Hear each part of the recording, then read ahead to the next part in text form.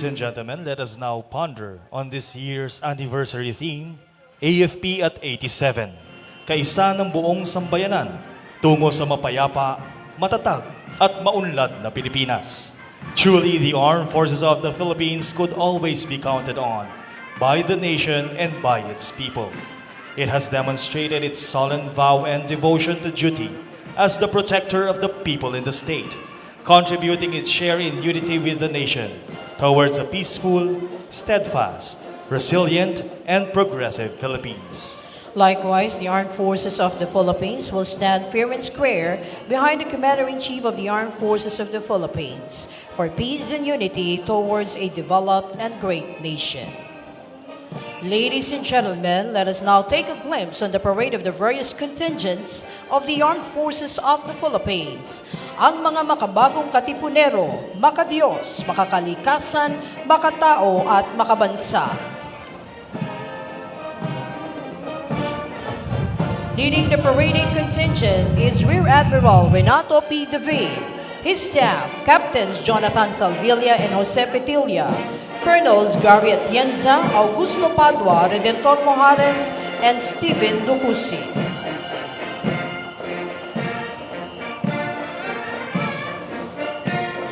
Following is the AFP Composite Band under the baton of Technical Sergeant Donnie Ise.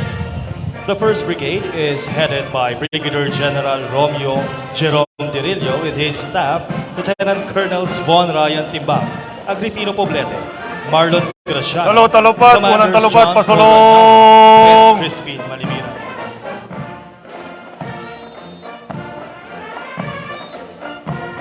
Sulong. God.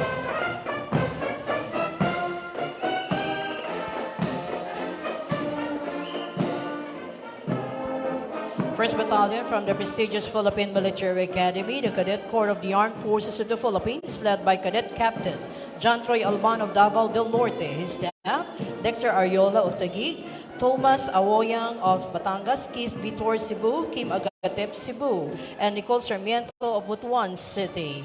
These young male and female cadets are the future leaders of the Armed Forces of the Philippines from the different regions of the archipelago. Following is the contingent from the Philippine Army represented by the Security and Escort Battalion under Major Fabian Ranet, with his staff Major Arbutante, Major Cuit, Captain Ignacio, and Major Soria. The Army has been a beacon of hope and progress. It has contributed to strengthening Filipino institutions, communities, and individuals by advocating for personal governance and by rebuilding itself into an organization loved by the people. Next, we have the contingent from the Protectors of the Philippine Seas, the Philippine Navy. The Navy secures our territorial waters and conducts sea lift operations in support of our troops, performs mercy missions, rescue and relief operations during calamities, and protects our marine resources and environment. The contingent from the Angels of Mercy, the Guardians of the Philippine Skies, and the first line of defense, the Philippine Air Force, led by Lieutenant Colonel Vic Anthony C. Robles, with his staff Majors Ronquillo, Alexander Ilagan, Yusuf Tang, and Henry Allen Galvan. The Philippine Air Force is primarily tasked to secure our country's airspace as a forward defense shield. They conduct search, rescue, and relief operations during calamities. The audience is requested to rise for the passing of the national colors.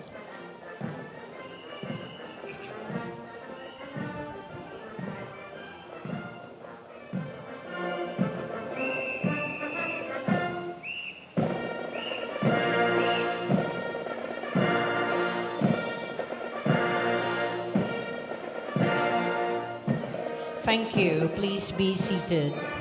Following is the AFP massed colors, consist of the Major Service Commands, Unified Commands, and the AFP-wide Service Support Units. The 2nd Brigade is under the command of Brigadier General Danilo Benavides with his staff, Lieutenant Colonels Richie J. Bisco, Melvin Madayag, William D. Roy, John De La Cruz, and Ronald Lapizar. The 1st Battalion consists of the Special Operations Forces of the Philippine Army, the 1st Scout Ranger Regiment, and the Special Forces Regiment Airborne, headed by Lieutenant Colonel Gregorio Inumpa. His staff, Major Rolly Villaluna, Major Arnel Carangdang, Captain Reynal Lopez, and First Lieutenant Tagura. These units specialize in unconventional warfare and small unit operations ranging from reconnaissance, intelligence, demolitions, and other special operations. This time, we have the Special Operations Forces of the Philippine Navy, the Force Reconnaissance Group, the Naval Special Operations Command, and the Marine Battalion Landing Team headed by Lieutenant Colonel Lloyd Ian M. Kagampan with his staff, Lieutenants Godi Vincent Bongkak, Melbert Fernando, Majors Ian Villesa and Jean Paul San Gabriel. The Naval Special Operations Command is capable of conducting maritime special operations, which include high-risk visit, board search and seizure, gas and oil platform takedown, and retaking. The 7th Special Operations Wing of the Philippine Air Force led by Lieutenant Colonel Nasul Sahili, his staff, Majors Elmer Barcenas, Amandio Gomez, Edmundo de la Cruz, and Captain Jonathan Cave. The 7th conducts special operation and of course performs other contingency operations in support to the Philippine Air Force mission. This time, we have the contingent consists of the AFP peacekeepers, medical personnel, and humanitarian assistance and disaster response operators under the command of Lieutenant Colonel Wilbert Basquinas. His staff, Majors Melvin Diploma, Glenn De Ramos, Ronnie Sicad, and Lieutenant Colonel Benavides. The AFP peacekeepers respond to foreign conflict-stricken areas conducting peacekeeping operations. They are ambassadors to global peace, medical personnel attending to the well-being of personnel and their dependents, while the HADR operators, the first-ever responders conducting rescue, relief, and retrieval operations to areas hit by calamities or disaster. Approaching is the motorized contingent, which showcases the vehicles being used in the internal security operations, anti-terrorism, as well as in peace and humanitarian efforts, to include the reservist assets. Leading the pack are the vehicles of the special units of the armed forces. We have the Philippine Army's Kia Light Tactical Vehicle with machine gun as weapon system. Following is the Spider Philippines Air Defense System, the Philippine Air Force's Air and Defense Systems, which will protect vital installations and key assets of the country. This is the central control unit of the air and missile defense. It will be part of the Air Force Integrated Air Defense alongside the Air Defense and Surveillance Radar System and fighter aircraft for a layered air defense operations. We also have the troop carrying vehicle, which is an armored vehicle with machine gun as its weapon system. We also have the troop carrier, an all-terrain vehicle or ATV being used by the Light Reaction Regiment, the premier counter-terrorist group of the Philippine Army. Before you is the KM452 shop van track from the Chemical, Biological, Radiological, and Nuclear Unit of the Philippine Army. Next, the rigid hull inflatable boat with 2 machine guns being used by the Naval Special Operations Command. This watercraft is highly utilized as platform to insert, extract, and provide fire support to operating SEAL teams. Next on the line are the wheeled armored vehicles, which consist of the Philippine Army and the Philippine Marine Corps. We have the Army's armor assets from the Armored Division, the V-150 Armored Personnel Carrier with 50 caliber gun designed for internal security operations, and the Simba Armored Fighting Vehicle with 50 caliber M2 Browning heavy machine gun and automatic grenade launcher. Following are the Marine V-300 light support vehicles of the Philippine Marine Corps.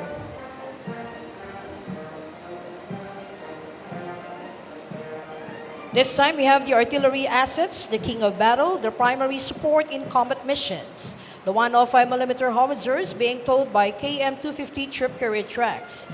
These main artillery guns of the Army Artillery Regiment. The latest, of course, in the Army's artillery assets. We also have the long-range or the 105mm howitzers proven to be indispensable in conventional and semi-conventional warfare of the Philippine Marine Corps. The long-range 155mm howitzers with effective running gear at reliable pneumatic braking system, still from the Philippine Marine Corps. And of course, this time we have the Army's artillery asset, the Soltam Atmos 155mm self-propelled howitzer, which will boost indirect fire support capability. Trailing behind are the combat support vehicles being used for nation building and humanitarian assistance and disaster response. The engineering assets, the backhoe, a road grader and payloader being used for counter mobility, surveyability, general engineering, and HADR operations of our engineering units. The Army Signal Regiment's Mobile Command Center, which serves as coordinating venues between the AFP and other government agencies in the event of disasters and crisis incidents or situations.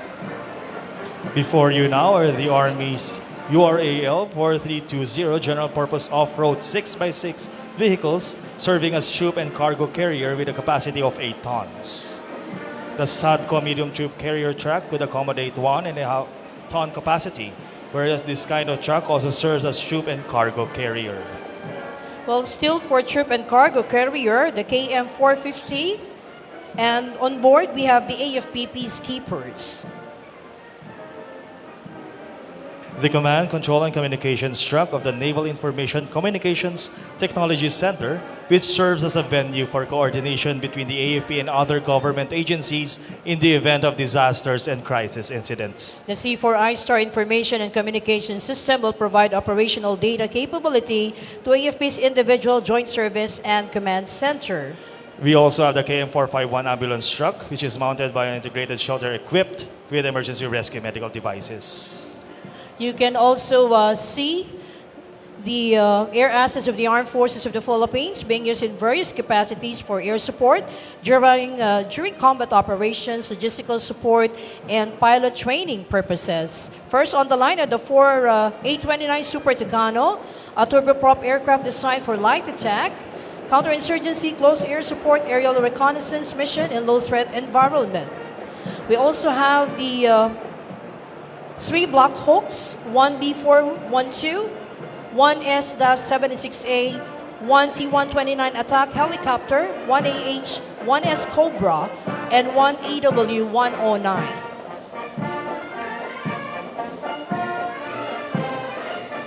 Well, earlier, ladies and gentlemen, we also have the reserve components assets being used in times of emergency, particularly during calamity, disaster, or any crisis situation.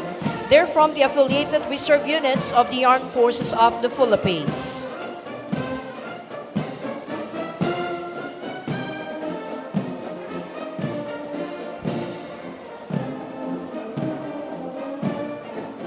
Meanwhile, we have the missing man formation.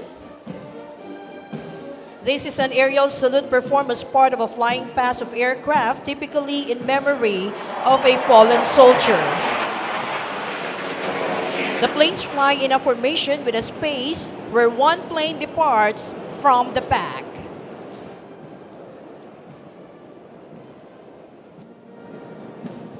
Ladies and gentlemen, you have just seen a segment of your Armed Forces of the Philippines pass before you. These soldiers represent every airman, sailor, the Marine, and the foot soldier out there in the field, defending our territory from all those who wish to destroy the peace, take away our freedom, and stunt our country's development.